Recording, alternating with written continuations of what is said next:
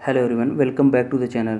आज की इस वीडियो में केमिस्ट्री के जो इम्पोर्टेंट टॉपिक्स हैं, इम्पोर्टेंट चैप्टर्स हैं, जो आरआरसी ग्रुप डी में जहां से क्वेश्चन आने की ज़्यादा संभावना है, आज उस चैप्टर के बारे में बात करेंगे।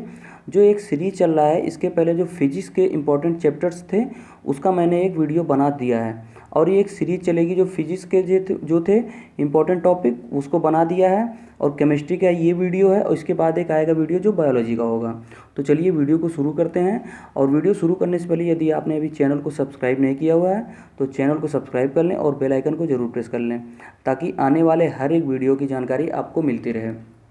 तो इस वीडियो में केमिस्ट्री के जो भी इम्पोर्टेंट टॉपिक हैं जो मैं बताऊंगा, इसको आप ज़रूर कई बार पढ़ें, क्योंकि यहीं से क्वेश्चन उठेंगे। और बात यह है कि ये जो वैकेंसी है 10th लेवल की है, तो 10th लेवल के यहीं से क्वेश्चन बनते हैं। मैंने बुक्स को देखा है कि क्या क्या इसमें चैप्टर हैं और क्या क्या टॉपिक्स हैं। तो चलिए वीडियो को देखते हैं। हाँ, तो इसमें जो पहला इंपॉर्टेंट चैप्टर है वो है मैटर एंड हिज बिहेवियर या हिज नेचर। ठीक, तो इसमें जो आएंगे, जैसे जो टॉपिक इसमें आएंगे, सॉलिड, लिक्विड, गैस। ठीक, इनको आप ज़रूर देखिए, और इनके जो भी उदाहरण हैं, जो भी एग्जाम्पल्स हैं, उनको ज़रूर देखिए। उसकी बाद आते हैं, हाँ, इसमें दो टॉपिक जो हैं ज़्यादा इम्पॉर्टेंट हैं, जो डायरेक्ट से इसमें क्वेश्चन पूछ लिए जाते हैं कि पृथ्वी पर जो तत्व पाए जाते हैं उनकी प्रतिशतता, यानी उनकी परसेंटेज क्या है, कि ऑक्सीजन कितना है, सिलिकॉन कितना है, एल्युमिनियम कितना, फेरस कितना है और कार्बन कितना है। ठीक, इनके परसेंटेज आप ध्यान में रखिए, वो ये डायरेक्ट ही पूछ लिए जाते हैं। और इसी से रिलेटेड एक है कि शरीर, ह्यूमन बॉडी जो है, उसमें कितने परसेंटेज जो एलिमेंट होते हैं उनका क्या क्या परसेंट रहता है, उसको डायरेक्ट वो भी पूछ लेते हैं। ठीक, ये दोनों ध्यान में रखिए। अब इसके बाद आता है atomic structure. Atomic structure one of the most important topic. ठीक, इसमें एटॉम, मॉलिक्यूल और एटॉमिक वेट, इन पर ध्यान दीजिए, इनको सही से पढ़िए। और हाँ, इसमें अवोगाड्रो नंबर जो है उसका मान याद रखिए ज़रूर, ये कई एग्जाम में पूछा जा चुका है। ठीक, अब इसमें आ गया इलेक्ट्रॉन, प्रोटॉन, न्यूट्रॉन। ठीक, अब इलेक्ट्रॉन, प्रोटॉन, न्यूट्रॉन, इनकी खोज किसने किया है, और ये जो वैज्ञानिक इसकी खोज किया है, ये कहाँ के मतलब निवासी थे, किस देश के थे, ये भी पूछा गया है। ठीक है ना, इसको ध्यान में रखिए। और इनके सिंबल किससे इसको डिनोट किया जाता है, इसको भी ध्यान रखिए, इसको भी देख लीजिएगा। ठीक है, अब एटॉमिक नंबर और मास नंबर निकालने का जो फॉर्मूला होता है, उस फॉर्मूले पर रख के आप 2-4 क्वेश्चन प्रैक्टिस कर लीजिए, यहाँ से सीधा सीधा क्वेश्चन आ जाता है। ठीक, अब इसमें एक है आइसोटोप्स, आइसोबार, आइसोटोन और आइसो इलेक्ट्रॉनिक।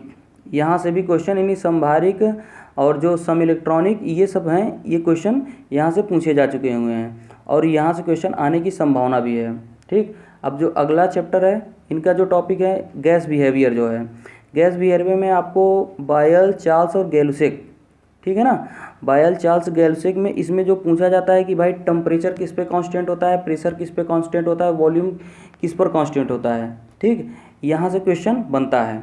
अब आगे चलते हैं, one of the most important topic, उसके एटॉमिक स्ट्रक्चर के बाद का जो है वो है, इसको तो हम कहेंगे कि यहाँ से क्वेश्चन 1-2 क्वेश्चन 3, इवन इसके पहले वाले आरआरसी ग्रुप डी के एग्ज़ाम में कई सारे क्वेश्चन यहाँ से हर एक शिफ्ट में पूछे जाते थे। कम से कम 2 से 3 क्वेश्चन पूछ लिए जाते थे, जो है पीरियोडिक टेबल। पीरियोडिक टेबल को आप ध्यान से पढ़िए। इसमें जो इनर्ट गैसेज हैं उनका परमाणु क्रमांक भी याद रखिए, क्योंकि वो भी पूछ लिया जाता है। और लैंथेनाइट, एक्टेनाइट कहाँ से शुरू होता है, किस परमाणु क्रमांक से, उसको भी याद रखिए, क्योंकि ये भी पूछ लिया जाता है लैंथेनाइट कहाँ से स्टार्ट होता है, एक्टेनाइट कहाँ से स्टार्ट होता है। और हाँ, इसमें जो इलेक्ट्रॉनिक विन्यास हैं, ज़्यादा इलेक्ट्रॉनिक विन्यास आने की संभावना नहीं है, लेकिन छोटा छोटा पूछ लिया जाता है, जैसे कार्बन का हुआ, इन सब का पूछ लिया जाता है छोटा सा। ठीक, ये हो गया। और लैटिन नेम, जो कुछ लैटिन नेम हैं उनको भी आप पढ़िए। अब जो अगला टॉपिक है वो है हमारा अम्ल, भस्म और लवण। ठीक है ना, यहाँ से क्वेश्चन इसके एग्जाम्पल आते हैं, डायरेक्ट एग्जाम्पल पूछ लिए जाते हैं, इनका प्रयोग पूछ लिया जाता है कि कौन सा अम्ल कहाँ प्रयोग होता है, इसका पूछ लिया जाता है। और लवणों में जो NaCl है, यानी सोडियम क्लोराइड हुआ, sodium carbonate, sodium bicarbonate, sodium hydroxide, इनके रासायनिक नाम। ठीक, यहाँ से भी क्वेश्चन पूछ लिए जाते हैं सीधा सीधा। अब उसके बाद है कार्बन एंड हिज कंपाउंड। इसके पहले जो है वो जो पीएच स्केल होता है, पीएच स्केल में जैसे सी वाटर हुआ, ब्लड हुआ, सलाइवा हुआ, मिल्क हुआ, यानी आपका जो लार हुआ, ठीक, और जो पानी है, ये सब कहाँ कहाँ उस स्केल पर लाई करते हैं। जैसे न्यूट्रल पानी होता है तो वो 7 पर लाई करता है। उसके ऊपर नीचे खट्टा जो है वो कहाँ पर लाई करेगा, नींबू की उस पीएच स्केल पर कहाँ लाई करेगा। और जो पीएच वैल्यू का जो खोज किया था सोरेनसन जो थे, उसको ध्यान में रखिए, वो कई एग्जाम में पूछा गया, कई शिफ्ट में पूछा गया सीधा सीधा। अब हाँ, उसके बाद कार्बन एंड हिज कंपाउंड जो हो गया आपका डायमंड हो गया और ग्रेफाइट हो गया, इसको भी ध्यान में रखिए। यहाँ से क्वेश्चन आते हैं। प्लास्टिक, जैसे थर्मोसेटिंग प्लास्टिक है, इनमें जो जो प्रकार हैं इनके उदाहरण पूछ लिया जाता है, एग्जाम्पल ज़्यादा पूछे जाते हैं। अब उसके बाद एक और इम्पॉर्टेंट चैप्टर है, इसमें जो टॉपिक है आपका मेटल एंड हिज और, कि यानी जो मेटल है वो कहाँ से निकाला जाता है, इसके जो खनिज हैं वो उनका नाम क्या है, ठीक है ना।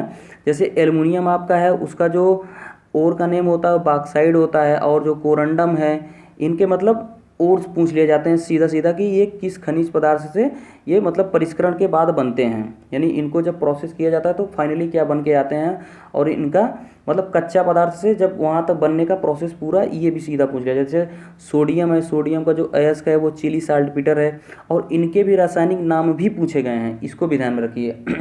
अब नॉन मेटल भी पढ़ लीजिएगा, नॉन मेटल भी इम्पॉर्टेंट है। उसके बाद जो आती है भाई, जैसे तांबा हुआ आपका, पीतल हुआ, इनमें कौन कौन से तत्वों को मिलाकर बनाया गया है, ठीक है ना। कौन कौन से तत्वों को मिलकर बनाया गया, उनकी परसेंटेज तो नहीं पूछता है, लेकिन किन किन चीज़ों से मिलकर बना हुआ है। जैसे पीतल आपका हुआ वो कॉपर और जिंक से मिलकर बनता है, ठीक, ये पूछ लिया जाता है। और तांबा जो मिलकर बनता है उसको भी पूछ लिया जाता है। और जो जर्मन सिल्वर है, ये क्वेश्चन कई बार आया कि जर्मन सिल्वर में सिल्वर की मात्रा कितनी होती है, तो जर्मन सिल्वर में बता दूं सिल्वर की मात्रा होती ही नहीं है, ठीक। ये उसमें दिया रहेगा आपको ऑप्शन में कि सिल्वर इतने परसेंट, तो लोग सोचते हैं भाई जर्मन सिल्वर है तो सिल्वर किसी न किसी में वो टिक कर देते हैं। गन मेटल हो गया, ठीक, और जो बेल मेटल हो गया, इनके किन किन चीज़ों से मिलकर बनता है, इसको भी पूछ लिया जाता है। अब उसके बाद आता है जो विस्फोटक पदार्थ हमारे हैं, डायनामाइट है, TNT है, TNP है, TNG है, RDX है, यहाँ से भी क्वेश्चन उठते हैं। और TNP वगैरह को तो फुल फॉर्म ही पूछा गया है कई एग्जाम में, ठीक। उसके बाद कांच आता है। कांच में क्वेश्चन कांच उठेंगे कि भाई जो कैमरा होता है इसमें कौन सा कांच यूज होता है, ठीक, ऐसे ही। और जो परख नली होता है वो कौन सा कांच यूज होता है वहाँ पर, जो इन प्रयोगशाला में हम लोग यूज करते हैं, जो परख नली वगैरह होते हैं, और जो मतलब कई सारे वहाँ पात्र होते हैं, वो किन कांच से मिलके बनता है, वहाँ से भी क्वेश्चन पूछे जाते हैं, कांच से क्वेश्चन पूछे जाते हैं। और उत्प्रेरण, ये भी इम्पॉर्टेंट है। तो केमिस्ट्री के जो भी इम्पोर्टेंट थे उसको मैंने इसमें बता दिया है। तो आप लोग बस इन चीज़ों को बार बार रिवाइज़ करिए, डेफिनेटली आपका जनरल साइंस में नंबर अच्छा जाएगा। तो चलिए वीडियो को यहीं पर ख़त्म करते हैं। धन्यवाद, और वीडियो को शेयर ज़रूर कर दीजिएगा। और हाँ, इसके बाद बायोलॉजी का आएगा, उसको भी ज़रूर देखिएगा आप।